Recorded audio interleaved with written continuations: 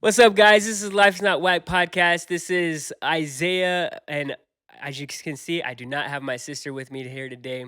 But remember, our podcast is a podcast of just life's not whack. Life is here to enjoy, and it is also life is not lived in black and white spaces, but also in gray areas and challenges that we have to navigate through without all the info. So let's just get started. I've got my boy over here, Mikey Ramirez. I'm going to be interviewing him today. I'm going to just try to learn about all of his experience in entrepreneurship. Mikey is a videographer and has been doing it for 7, 8 years now. And yeah, let's get into it. So, Mikey, you just got back from a really cool trip. Where'd you go? I was in Paris, France for about Okay. 2 weeks. Yep. Okay. Yeah. What brought you out there? What were you doing? So it was actually around Fashion Week, and I was working with a group of bridal designers that were out there, kind of filming some stuff for their brand, their business. There was a bunch of other stuff that we had planned to do, but because it was Fashion Week, everybody was really chaotic and busy. So there's a lot that I couldn't do, but the goal the goal was to go back in the summer, like summer fall, Okay. but the Olympics are going on at that time. Oh, shoot. Yeah, I forgot about that. Yeah, so I'm not sure if I'm going to be able to make it or not, Yeah. and have to go back next year. But yeah, Whose goal? Was that your goal or was that like the goal for the bridal company? it was a little bit of both.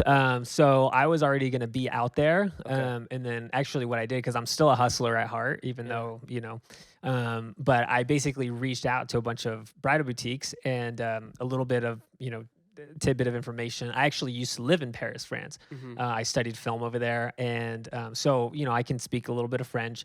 And I kind of use that as like my way in of Hmm. like, hey, I understand France, I know French culture, and things like that. And so I was already planning to be out there, but I was like, every time I go on these trips, I'm like, okay, how can I, make this a benefit for the business, for the Hmm. brand? So yeah, I basically reached out to as many people as I knew, people that I didn't know, and basically let them know I was going to be in town and I want something to do. Hmm. And there was this only one group that responded, and these were the guys that I'm like, okay, I'm going to go all out for them and make Hmm. something awesome for them. So yeah. That's exciting. And so when you got there, you had some challenges, right? With the finding models, right? Is Yeah, that what you're yeah, saying?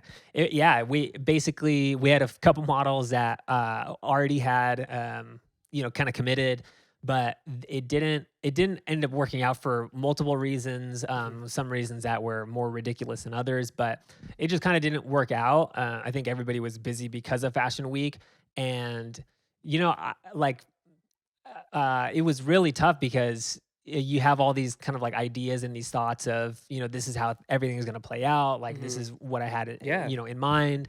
But I think like it was, yeah, so basically just most of it didn't end up working out. But like in the overarching like narrative of the trip, it was like an awesome trip. Yeah. Yeah.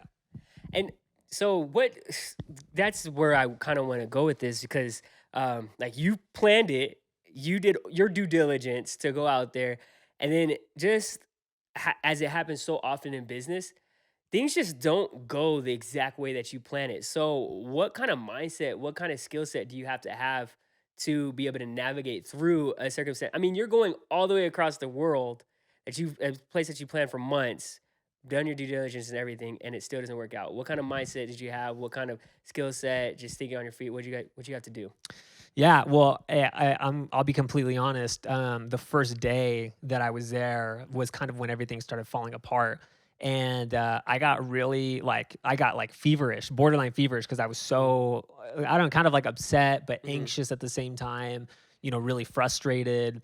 And like it's so easy for the thoughts to take place of like Mm-hmm. nobody cares, Mm-hmm. nobody is into this as much as I am. Like Mm-hmm. if I was a model in their shoes, because I am a hustler. Like I Mm-hmm. am somebody who's like, I'm going to work, like take as much advantage of an opportunity as I can to Mm-hmm. make it the best it can be. Mm-hmm. And so to me, like, there was like accusations in my head of just like these people, like, I'm never going to work with these people. I'm never going to reach out to them again. Mm-hmm. And, but I realized like that kind of energy was like, what am I doing? Yeah. Like I really had to change my mindset. And I had to like replay a bunch of like these, motivational Mhm. videos, these, podcasts that I would Mhm. listen to. And I had to like really kind of like change my perspective on it, Mhm. of like take it from frustration and finger pointing to like, okay, it doesn't matter. We're here now. Yeah. What am I going to do about it? Yeah. Yeah. And I think the key thing that you just said is, what am I gonna do about it? Because I mean, at the end of the day, that's the only thing we control is our actions. I mean, people are gonna make commitments all the time, and people are gonna break those commitments all the time. That's just kind of the nature of humanity. It has nothing to do with you or anything like that. I know in real estate, I've been kind of going through just a little bit of that, where I'll get a commitment from somebody, or we'll have something in escrow, and then just all of a sudden they would pull out. Like, we had 3 transactions lined up. It would have fell through perfectly. And then something happened, personal life with the seller, and they were going to be a buyer as well, and they pulled out. And it was just like, The worst. are you kidding me? Yeah. And in my mind, I had to say, like, they're not my provider. Hmm. Like, and I have to disassociate myself with that. Like, okay, I gotta just bless them and be like, all right, I thought we had an agreement here, but apparently it's not, and I just bless you. I pray that everything is going well in your life. You're not my provider, so I know something else is gonna happen. God's gonna provide in some other way. And so it seems like kind of that's what you went through a little bit, like, out there. Yeah, and that's like a good point. Like, so before actually that trip, there was a month, because usually, I work primarily in the wedding industry, Hmm. and so in the wedding and fashion industry, nobody's doing anything in the winter. So Okay. there will be like 2 or 3 months in the winter where like November, December, January, where it's all about editing. It's all about Hmm. cleaning up the end of the year, Hmm. but nobody's really booking because it's the holidays. Hmm. And so it gets really frustrating, like this past year was the first year in my 8 years of doing this, 7 years of doing this, where I actually set aside enough money to kind of like carry me through the quiet times. Okay. And it was still rough. Like it sucks when you look at your bank account. I only made $500 this month, and Hmm. you're used to making anywhere from like 5 to 8 thousand a month. Hmm. Like that's Yeah. pretty general. Yeah. Um, and but the thing was, like, I remember there was a month where I read through Haggai, chapter 1 verse 7. It was like 6 through 9 or something like that. And but he's basically talking to them. He uses the term, thus says the Lord. He says, all of these treasures that you go out and look for and you win and you bring Hmm. back home, I blow them away with the wind. And Hmm. he's like, why? Why do I do that? Hmm. Because as you build up your house, my Hmm. house is left in ruins. Wow. And I'm like, whoa, that's That's so crazy. crazy, Wow. and so I Powerful. know, like, from, and you can quote Matthew where he's just like, seek first the kingdom of Yeah, God and yeah, all its yeah. righteousness, and all these things will be added unto you. There's so much truth to it, where if we honor the Lord and if we put him in the forefront and we worship him in all that we do, like it's him who brings the increase. Yeah. And so I know that even if there are like if I show up to France and I have all this scheduled in my head, I'm like, this is what's going to happen, and people start bailing out left and right, I know that regardless, it's not what's happening in my surroundings, but Mhm. it's my concept of, even though everything is falling apart, I'm still going to be faithful to where God has allowed me to come, and I'm going to be faithful and worship him, and I'm going to trust the process. Mhm. Because the overall like week, or the overall 2 weeks that I was there, it ended up being better than I could have ever thought. Mhm. And anyway, so that's my perspective, and it took me a Yeah. lot of years to kind of get to that point. Yeah, yeah, yeah. But now I know, like, and I flew back from France. Like, there was a week, even still a little bit now, where I just didn't care anymore. Yeah. I'm just like, I don't, I'm not saying I'm gonna throw my business away or be lazy, Mhm. but I'm a part of me, like a part of me that wanted to desperately fight for opportunity and for, like, to make things work in my power. That part of me like stayed back there. Like, it Mhm. kind of like died.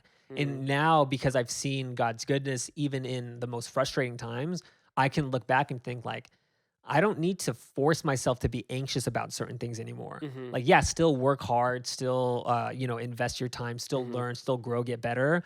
Mhm. But I don't need to force anything anymore. You know, I don't need That's to good. overly be anxious about, things that I want to do. That's good.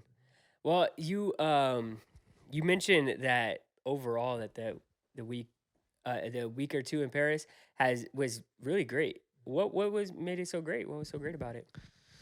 Well, the thing that made it so great was, with the bridal boutique and working with them.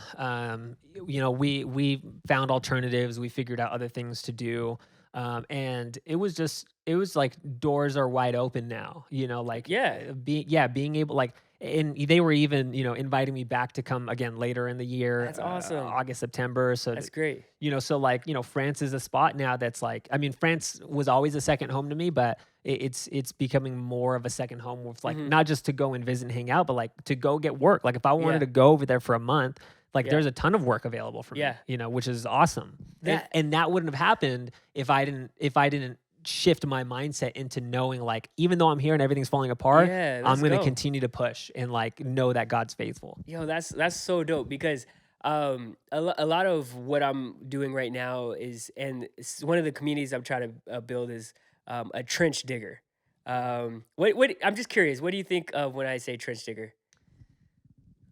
I'm just curious what it sounds like Yeah, from yeah, yeah. somebody. Somebody, I mean, somebody who is like, like when I think of trench, I think of a place where, for like, this is where my mind goes to. A trench is a place where water flows, Okay. and so a trench digger is somebody who creates the ability to flow that water. Yes, let's Yeah. go. So it does resonate because I feel like God told me about a year and a half ago, 2 years ago, to dig trenches. Like when I didn't have money, and I was asking him where the money was going to come from, and he says, do want to provide for you, but you Hmm. haven't dug the trenches to receive the rain when I Mm, pour it out. hmm. And the reason why I want to touch on that is because of everything that you just did going on this Paris trip. I mean, it takes a lot of faith just to up and move yourself, your business, everything. Take 2 weeks out, like plan it ahead, the money, everything that goes into it, a lot of risk and a lot of faith to just dig that trench and put the work in to now you have an avenue of income that could happen in Paris of all places. I mean, how many people watching this podcast actually would love to be in Paris doing work? And now you have those connections. Yeah, and it's so funny because, like, I was just talking to a couple friends about this while I was in France, and there's people in my industry, and if anybody from the industry listens to this, and this is you, I'm sorry, sorry, not sorry, but there is a few places in the world that are very romanticized by people in the wedding industry, in my industry, Hmm. and those places are Greece, Italy. Right now it's Tulum, so a couple places in Mm, Mexico, and hmm, Paris, France. hmm. They're very romanticized, but it's so interesting. I lived there 7 years ago, Hmm. and when I went back, it's been 7 years since I've been back. Hmm. When I went back, the moment I landed at the airport, it was like I never left.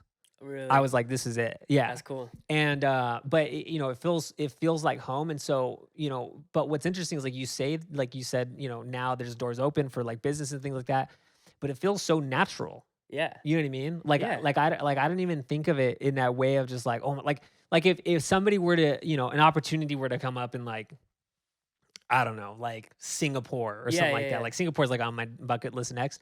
But if like opportunity was to pop up there, I'd be like, dang, this is crazy. yeah. Like I'm Hmm. going to Singapore. I'm gonna go and work like that. That's awesome.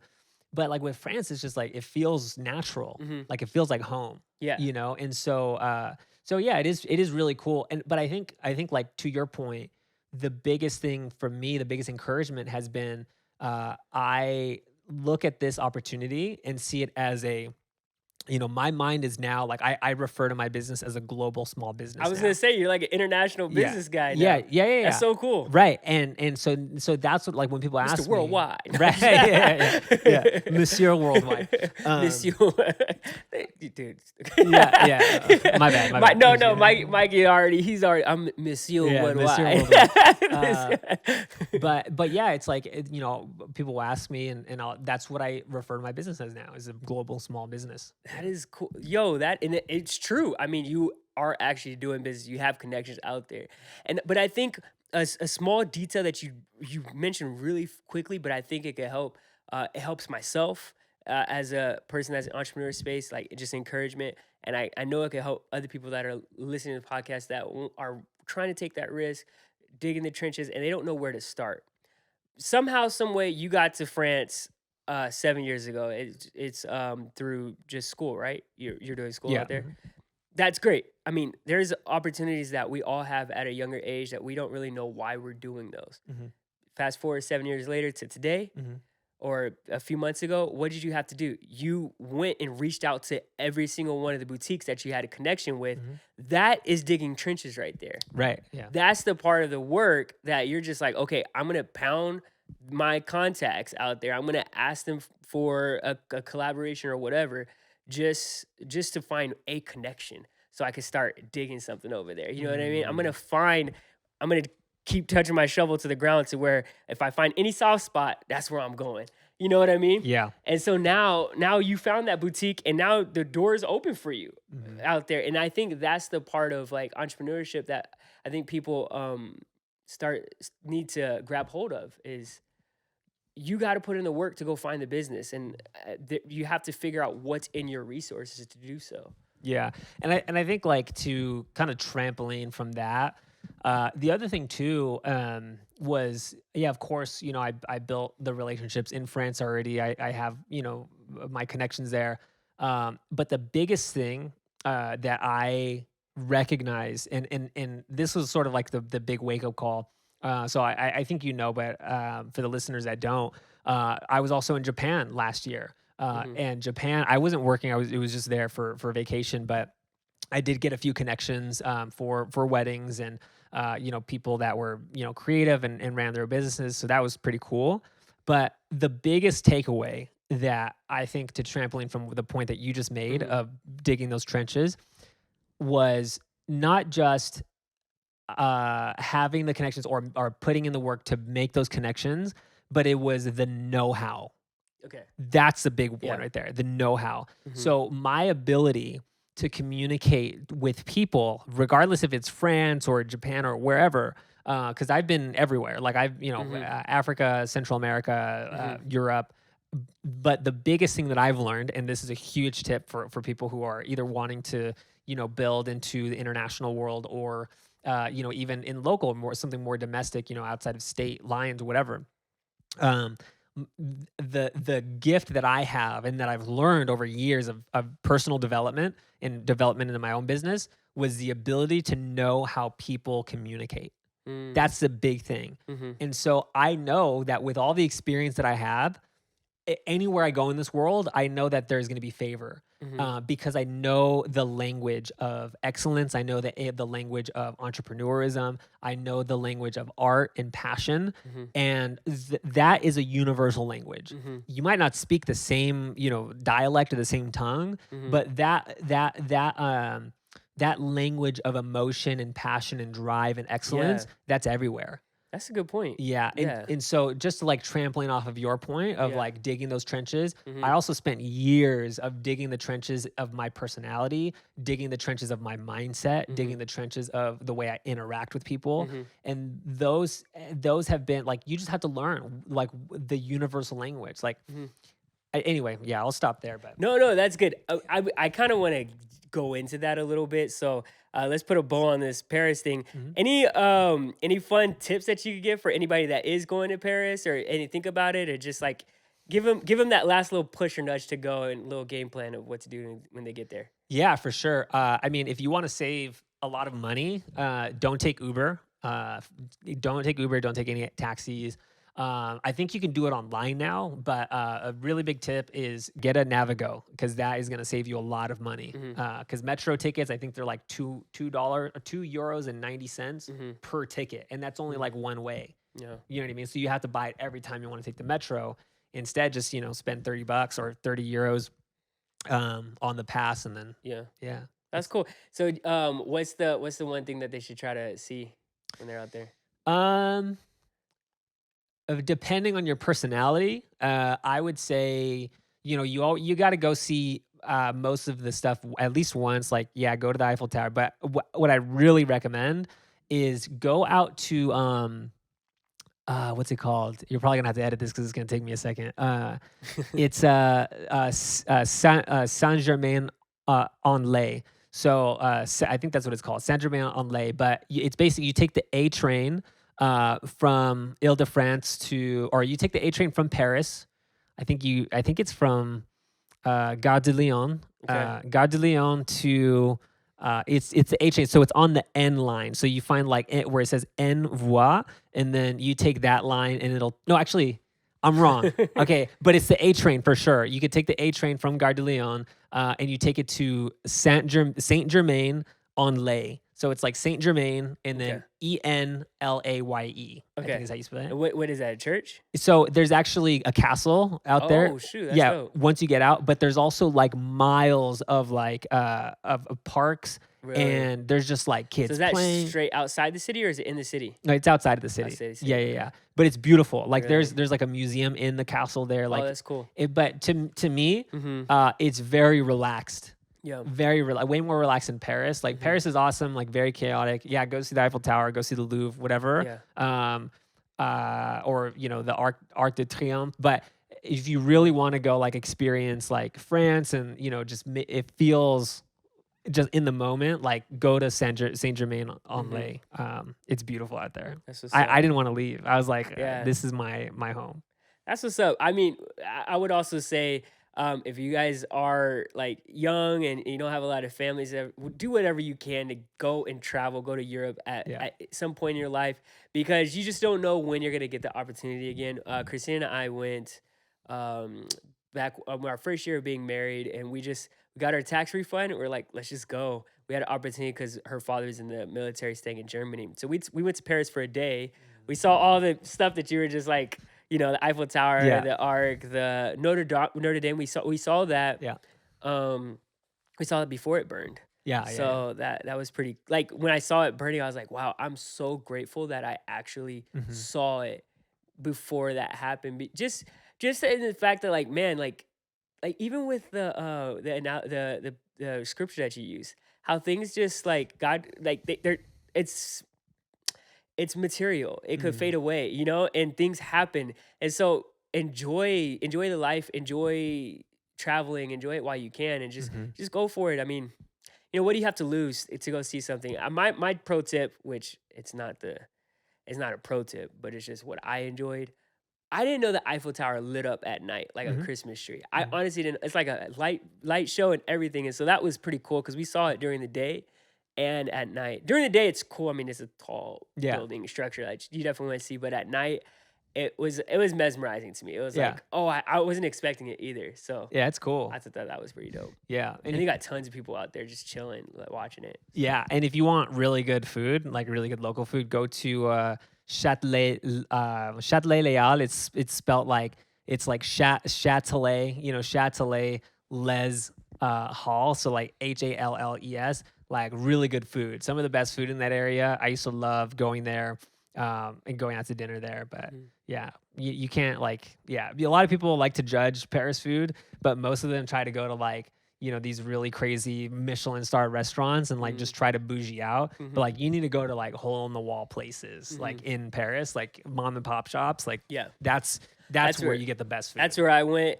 We had the chef, his big belly. It was such a small shot, but his big belly was rubbing up against me as he's going through. That food tasted so good. And he was like so French, and I felt like I was in a movie. It was cool, and it was just like I didn't mind that he was like, it was so small and it was so tight, and he was like all up over us, but in a way, but it was just, it felt real. It felt real French and cuisine, everything. Like it was a full 5-course meal. Yeah. It was dope. Anyways, so Paris is great. You guys travel to Paris if you can. Yeah. I do want to get into a little bit about your history as an entrepreneur. So just, I guess, take us back 7-8 years ago. What was your mindset back then? How did you get into entrepreneurship? Yeah, so it was actually the opposite. I didn't want to do it. I was working as a dishwasher in a kitchen and an expediter. So, basically, I was working close with like the chefs whenever they would, send out the food. And then I would make sure all of our servers before they sent it out that the food looked good and, things like that. And I was working and I hated it. Like I didn't hate what I did. I hated like that feeling that people Mhm. have that sort of like message people have nowadays where it's like, oh, do you really want to work your 9 to 5? Don't you want to be your own boss? Like all those Yeah, yeah, promises, yeah. that was sort of like in my head 8 years ago, where I was just like, it wasn't even about not working 9 to 5, or it wasn't even about like being my own boss. But I remember like there was only ever like one boss that I ever respected out of all my jobs. Mm.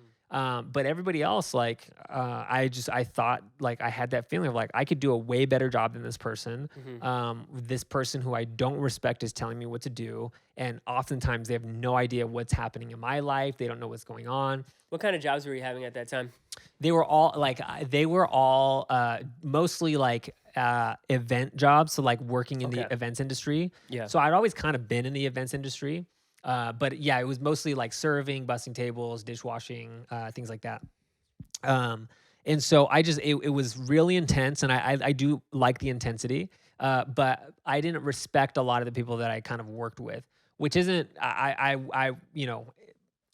would not recommend just because you don't respect somebody that you should leave. But to me, there was like a pool that I was having at the time. Mhm. And I remember I thought to myself, like, maybe I need to become an entrepreneur.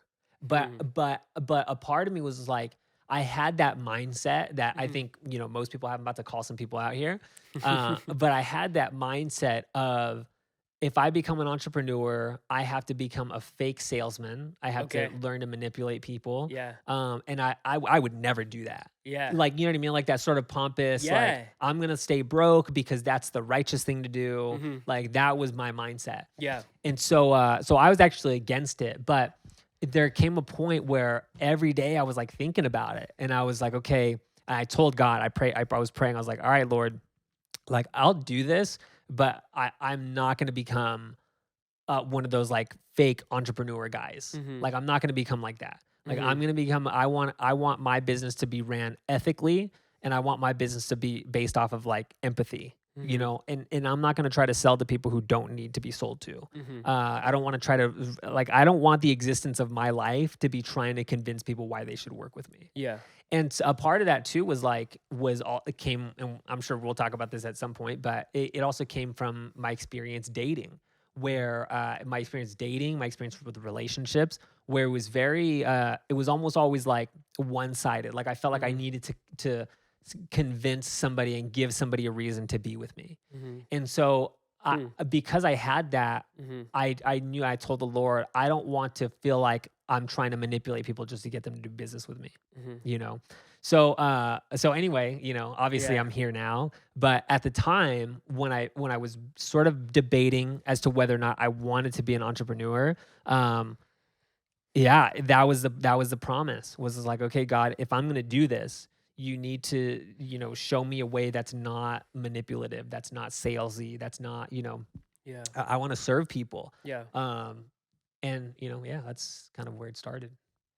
That's cool. So, yeah, there's a lot that you said in there. Man, I feel like I had a very similar experience with entrepreneurs, like about a mindset of them. I used to work at Enterprise back in the day, and it's funny because somebody actually told me that I grew up with. I was telling them like what I do for a living. Like I'm in sales and stuff, and they actually said, "Wow, I didn't think like." That you would have a job like a sleazy salesman. And I didn't feel Yeah, like a yeah, yeah. sleazy salesman. Like there definitely were those types of people at Enterprise and stuff, and they definitely some people that try to do like blind upgrades and everything. I never did that to anybody. Like I would clearly explain, do you really want this damage waiver Yeah. and the insurance? You have medical insurance. You don't necessarily Right, need it. right. And they're like, no, yeah, give it to me. So I was probably the worst salesman, Yeah, yeah, yeah, salesman yeah. like for the company, but I truly I wanted to provide insurance for the people that needed it, and if they didn't need it, like I was okay with that. Yeah. Like it goes back to my I'm not worried about my clients doing business with me because they're not my provider. Right. Like, I'm so secure in what God has given me and his ability to provide for me that I know that blessings will come. Even I don't have to like shake somebody down Mhm. or wiggle somebody, and just like conniving and everything like that in my sales approach because I feel like I could be very genuine, honest because I Mhm. know who my provider is, Right. and it's not them, Yeah. and I'm not taking from them either. So that I had, and the reason why I brought up enterprise was because I had this very poor outlook on an entrepreneur, which I realized at the time that was just from me not really understanding and the experience of things. But there was always this one guy, and I'm not giving any information about him or anything, but Yeah. he he would rent out a like an Escalade all the time or a Denali or whatever, like the premium SUVs, and he said he's an entrepreneur. I didn't know what he did. That's my concept of entrepreneur is like, oh, you say you're an entrepreneur, but like what do you do? Right. Right. Like Yeah. what does that even mean being an entrepreneur? And so and quite frankly, like he was always like struggling to pay his rental thing. Like we were Right. always having problems with him and stuff. And I'm just like, bro, like what are you doing? And so I that gave me a bad taste of entrepreneurs just seeing Mm. that, and I didn't really want to ever call myself an entrepreneur, and I always knew that I was one. Mm. Yeah. But I think that's why it took me so long is because I didn't want to be uncomfortable like that guy was uncomfortable. That guy was hustling. Yeah. He was trying really hard, and entrepreneurs are crazy, and they look crazy until they do something amazing. Yeah. And so, yeah, I feel like I had a similar outlook on it as you, just like, dude, I don't want to do that. Yeah. So you finally started. What did Mhm. it first look like your first year, and what did that look like for you? Yeah, so my first year officially was in 2017. I had actually just moved back from film school. Mhm. Um, so, studied film in France. And I finished the curriculum, but we entered into a production period where basically the students were creating films. And Mhm. so basically, the more films that you created or were a part of creating, the basically the better of a grade that you got. I worked on one film for a friend and then I left. I was just like, Okay. I'm not working for free. Like I'm Yeah. not going to Yeah. be here to pay to work for free. Yeah. And so I moved back to California. And pretty much like the week that I got back, I started my production company. Okay.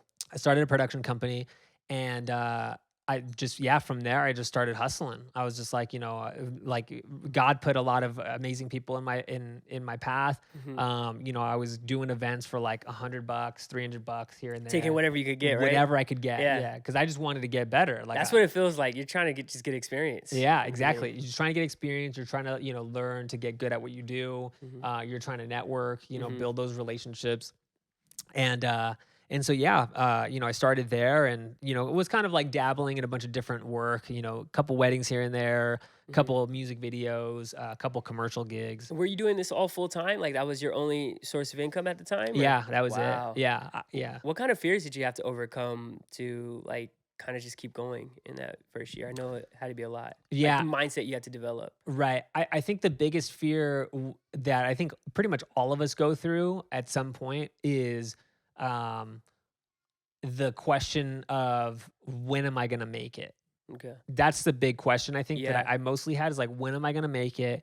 When can I buy my first house? Okay. When can I, buy, it wasn't necessarily the nice car that I wanted, but it was more like, when can I buy all the gear that I need to like to provide a better service? Mm-hmm. That was like, those were a lot more of the questions that I was asking was just like, cause I wanted to have like like, this huge like production company. Mm-hmm. Like I wanted to be doing like $1 million commercials. Mm-hmm. And so that was the question, is like, okay, what like how do I get in it? Like my fears were like, I can't do that if I don't have all this gear, or I Mm-hmm. can't do that if I don't have, the $50,000 camera. Mm-hmm. And for those of you who don't know about cameras, like $50,000 is not like, that's not abnormal. Like that's That seems abnormal to me, man. That's more yeah. than my car. No, that's the Wait, so do you have a $50,000 camera? I do not know. Oh, No, shit. and I actually wouldn't really use dang. one unless like the project What's required it. what makes the camera $50,000? The accessibility. So usually, like, there's a couple companies like Red or Ari. You can really set those up really well Mhm, for your specific needs for your production. mhm, So a lot of people pay that money. I mean, they're not really buying them. Some people are, but most of the time they're renting them. mhm, But they'll rent these cameras because great image quality. There's a lot of functionality. So mhm. like, I can set up a Red camera and take it backpacking, Mhm. in Eastern Europe somewhere, Oh, wow. or I can set it up in a way where I'm filming like a TV spot for the Super Bowl. So I was going to see, like, is that the type of camera that you use for, like, movies and Yeah. stuff, Oh or yeah. oh, Yeah. wow, Yeah. okay. People use like Okay, feature so I could films. see that, yeah, because 'cause they're big budgets kinda thing, but Yeah. for you as a videographer, that's kind of your goal? Because you were trying to be a whole film At the production. time, yeah. Oh, It's okay, not really okay. my goal anymore, Yeah, but yeah. yeah, at the time, I was like, "Dang, that's an expensive wedding if you yeah, I know, I trying know. to pay for that." I know people who shoot, or they're not on the $50,000 cameras, but Yeah, on that same company. yeah. Um, but Jeez. no, yeah, at the time, because the thing was, like, at the time, the fear was, I want to have these things, and I want to be able to stop stressing about money. Mhm. That was a fear. It was like, Yeah. I want to be well taken care of. Yeah. I think that's why people get into Hmm. entrepreneur and businesses. They don't want to have to worry about the finances. They don't Yeah. have to worry about money. They want to find financial freedom somehow. Hmm. So yeah. Okay, so that was your fear. Is so you're starting up in your first year. I guess my next question is, like, when did you finally see, like, that jump to where you're like, okay, I I know you were doing it straight from the jump, like, as in your first year you were full time, but when was it like, man, I've got a handle on this, you know? Was it year 1, year 2, 3, 4? I want to say probably actually last year. Really? Yeah, Okay. last year was the first year where, like, I really started feeling, like, successful, and I Okay. really started feeling like I don't need to, like, hustle as much. Yeah. And I don't get me wrong, I still work really hard. Obviously, I just got back from France. But by hustle, I mean I don't need to be in every single room and every single conversation all the Mhm. time. That's a good place to be at, Yeah. where you feel like you're kind of more in control of your time, your schedule, and not just going every single way. Um, so it took you your question of your fear that you had back then, when I'm gonna make it. That win was basically 6, 7 years into your business, Yeah, right? yeah, I would say about 6, 7 years, yeah. Wow, man, that's crazy. So I guess I want to kind of talk about that. Like, how can you encourage somebody that is just starting and they're trying to figure out that when and where? Like, I feel like 6, 7 years isn't. It depends on your circumstance. If, as it's not, it could be not that long, but it could feel like forever, depending on, like, when you started. I mean, you started when you were 22. Yeah, Yeah. 22, yeah. So 6, 7 years for you is 28. You're hitting your prime, like, in Yeah, business. You know what I mean? Now yeah. your strides are right there. So I guess talk a little bit about that, like how you can encourage somebody with that time period, or even waiting until they make it. Yeah, one of the biggest things that I wish I would have known earlier, was, first of all, God's faithfulness. He's Okay. he's incredibly faithful. But I know that saying that, let's be honest here, saying that is not really enough of a convincing factor to follow that path. It's not practical. Right, Yeah. right. So, like, the whole, like, trust God, like, yeah, of course trust God, but you don't really see the fruits of trusting him until it's happened. Yeah. So, but one of the biggest things, that I wish I would have focused on sooner was, my mindset, and really focusing on understanding how success works. Mm. Like, success is not something that, like, you'll hear all these, like, motivational videos on Instagram and TikTok that'll say, like, you need to work 16-hour days, you need to, Mhm. do all this. And there have been days where I'm like 14 out, like, there's no avoiding it. Like, there will be days like that. But realistically now, I'm maybe working like 2, 3, or 4 hours a day. Wow. Yeah. Yeah. And so, like, I'll bring my point to that. But Do you wait? Let's pause on that. yeah. Do you feel okay saying that? And, like, obviously you're saying it on camera, Mhm. people will hear you. How do you feel? Because a lot of people in our, especially people that you might be doing business with as your Mhm. clients, Mhm. they have the mindset of like, oh, I have to grind, I have to work, I have to do my Right. 9 to 5 every day. And are you okay, like comfortable, like letting them know, like, Uh-huh. no, I've put myself in a position where I only have to work 2 to 4 hours. Oh yeah, Yeah. absolutely. Because uh, scientifically and biologically, it's been proven that more than really 4 hours of work a day is like that's it. Hmm. Like anything more than that, you start to really plateau. Mm. And so there's also these things called work sprints. There's another term for it. I can't remember. Somebody coined the term, but they say every 90 minutes is like the flow state, and Hmm. then after 90 minutes you start to plateau. Hmm. So when I started like putting that into practice into my business, I actually realized like my best work that I do is within 4 hours. Mm. And so whenever I work more than that, now my mind is still thinking about everything 24/7. Hmm. Okay. But when I'm actively like purposefully doing creative work, doing work that's like important to the business, whether it's like sending emails, editing films, which I don't do as much anymore. Hmm. But these things where it's like required, like focused work, Hmm. really no more than 4 hours a day. Um, Yeah. and that has been actually the most impactful for my Yeah. business. Are you, do you feel like you're pretty good at time management? Like blocking, time blocking, all that stuff? I'm only good because I suck at it. Okay. Okay, Yeah. enlighten me on that, because I suck at it and I'm Yeah. not good at it. So Yeah. it's like, how do I be good and still suck at it? Yeah. Well, I suck at it, and so I had to learn to be good at it. Okay. So, I'm very. It's not all the time. It's not perfect all the Hmm. time, but I am very intentional about when I'm working, if unless it's a wedding, unless like I'm actually shooting on set, which Hmm. that can be anywhere from 8 to 12 hours. Yeah, And that's because that's your real grinding time. that's a real grinding Yeah. time. Yeah. Yeah. But the thing is like I've recognized like like I can do an entire like film, like a 6 to 8 minute film. I've done 10-minute films, 10-minute wedding films in 5 days. Like Mm. edited the whole thing in 5 days. And Hmm. I'm just like sitting there editing all day. Hmm. Um, Well, talk to me. So that's pretty impressive. 10 yeah. minute film in 5 days. Mhm. Okay, because I don't know how that works. And Yeah. what on average, or when you started, how long was it taking you? Uh, well, so there's people out there that they'll take months. Yeah, Really? they'll take months for sure. Wow. Yeah, yeah, See, yeah. I don't know. I don't know what goes all into that. Like, Yeah. dang. It takes a long time. Jeez. But I'm like, and this is why I ended up in this career is because I'm Mhm. actually really good at it. Yeah. So I'm really good at editing. I'm really fast at it. And then that becomes a problem because you're like, I'm so good at this. This is boring now. Hmm. So there will be times where I'm just like, I just need to crank this out because I need to get it done with.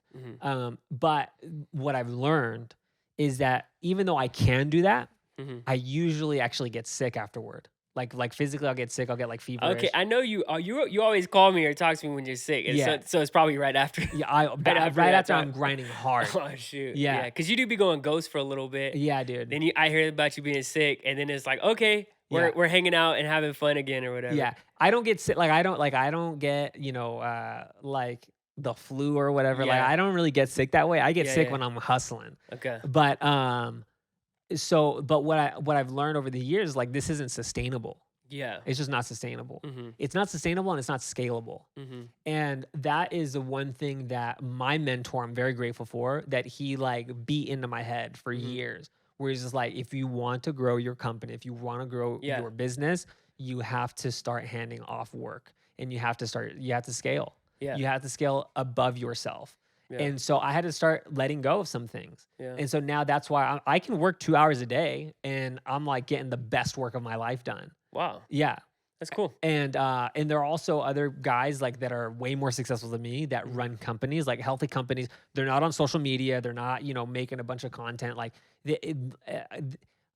these guys are running like multi-million billion-dollar companies that understand this mindset. Like they understand the mindset of like my best work is within this 2 to 4 hour time And frame. by not being on social media, are you saying they're not scrolling through social media, or their business is not on social media at all? Yeah, like their business is like like they're promoting on social Yeah, media. yeah, but they're not like scrolling through it and mindlessly doing. Yeah, I mean they're not like talking on social media all day. Like these are highly productive individuals. Yeah, yeah, You know what I yeah. mean? Uh-huh. And so yeah, some have podcasts, whatever, but that I'm not saying people who are like completely private, What I'm saying is like they understand, because there's a lot of people on social media who just talk.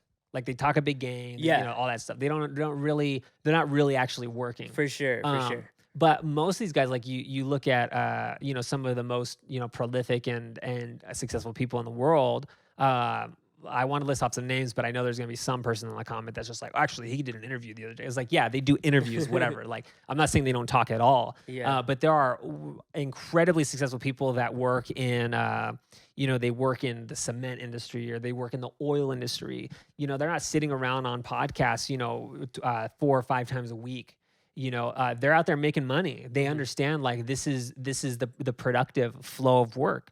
And so, but they understand leverage at the Mhm. end of the day. They understand leveraging other people's skill sets. They understand how to leverage their skill sets. What am Mhm. I really good at? How can Mhm. I continue to hyper focus on what I'm good at Mhm. so that I only need to do this 2 to 4 hours out of the day, Mhm.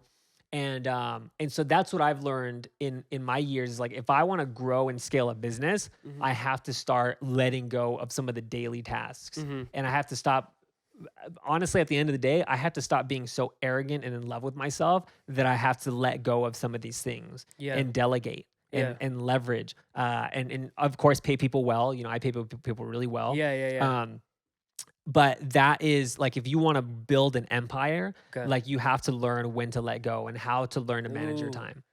That's a good question. I feel like there's some things that you mentioned there that I definitely want to dive into. I want to put a bow on this part of the conversation. We'll take a little break and then come back.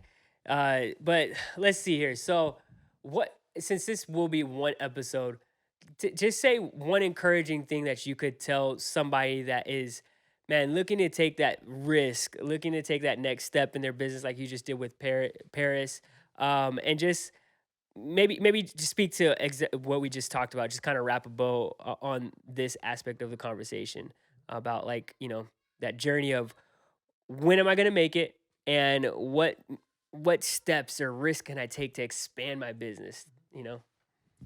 Yeah, I would say the biggest takeaway that I would give people who are listening is, um, it's easier to make the risk when you are capable of doing it.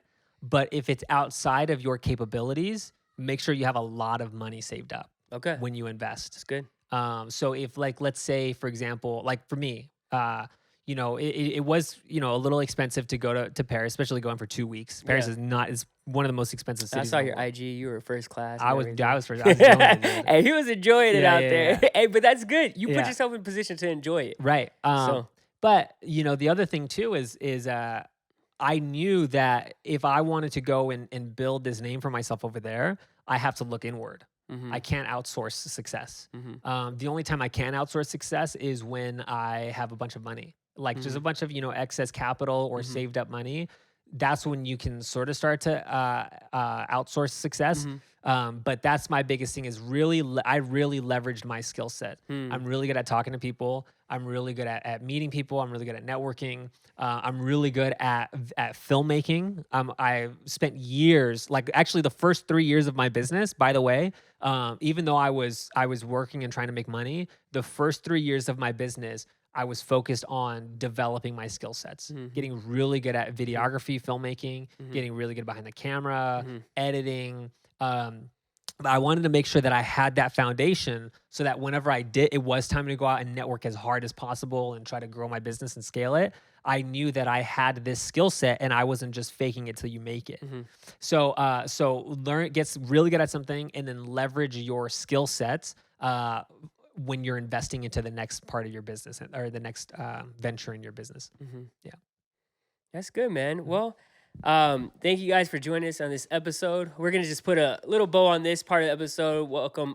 You guys can join in next week. We're gonna have this conversation again with Mikey. We'll be wearing the same clothes because it's just part 2 of our conversation. But peace, guys. Have a good one. See ya.